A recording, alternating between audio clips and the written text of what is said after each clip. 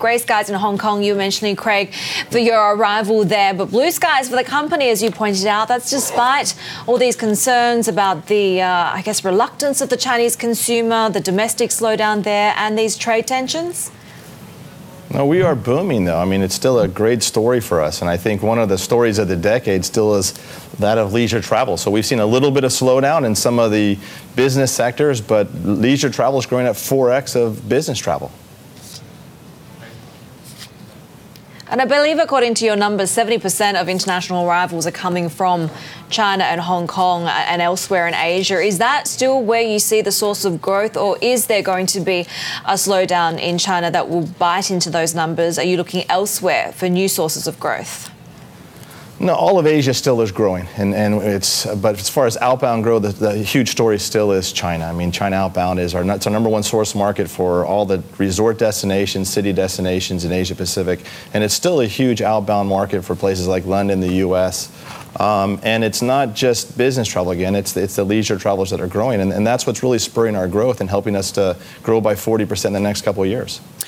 Craig, you had mentioned, tease just a little bit. I have to go there. Slowdown in some business sectors. What do you mean by that? Let's go dive a little deeper there.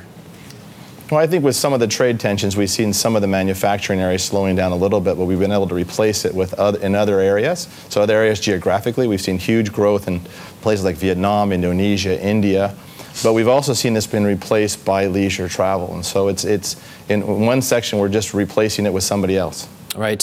Not just leisure travel. I'm seeing that 50% of your luxury hotel openings are in China. Curious to know more about that because, as we know that China's economic growth is slowing, still up there, 6.3% by the end of this year. It's definitely slowing at its most in almost the past 3 decades.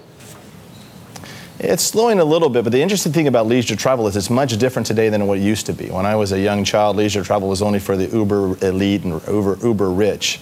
And today what we're seeing is people are saving up to spend on leisure travel. And so we see the demographics changing, and we haven't really seen a slowdown in the growth of leisure travel. In our pipeline of leisure hotels, I think we're the largest luxury hotel operator in the world, still is growing. We're going to grow another 100 hotels in this space over the next few years.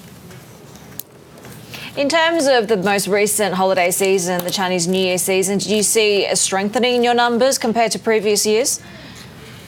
We did, and most of the markets were up. We had 1 or 2 markets that slowed a little bit, but they were replaced by other markets. And I didn't see it as much of an economic factor as it was just load arriving into some of the destinations.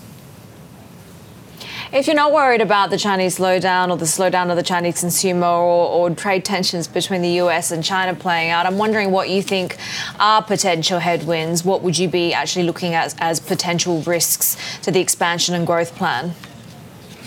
I think the potential risk always will be that countries slow down the migration of border to border for tourism. And I think so far it's been good. We continue to ask the governments to make it easier for people to travel. I think it's one of the best things that can happen across borders, and also to help with diversity of thought. But that's pretty much all it has. We're in Asia for the long run. The pipeline is really strong. I think you'll see some slowdowns in some sectors, but overall it's pretty healthy. Craig, I want to go into a percentage of operating income here, and we've got a chart prep for this. I want to go and bring that up while we chat about this. In the Bloomberg terminal, I'm seeing that at least for Asia, you got 25% operating income, at least through the fiscal 2017 year. How does that expected to be changed over the next few years or so with your push further into Asia? Well, I think we're becoming a much stronger piece of our company's business, and I think that's why the company continues to invest and expand. I mean, we recently, about a year ago, we launched a joint venture with Alibaba. We've had many other things that we've done in this part of the world and investments in this part of the world, because we see the huge demographic. It's going to be 60% of the middle class. It's the fastest growing part of the world, and it's not just China. It's all of Asia Pacific.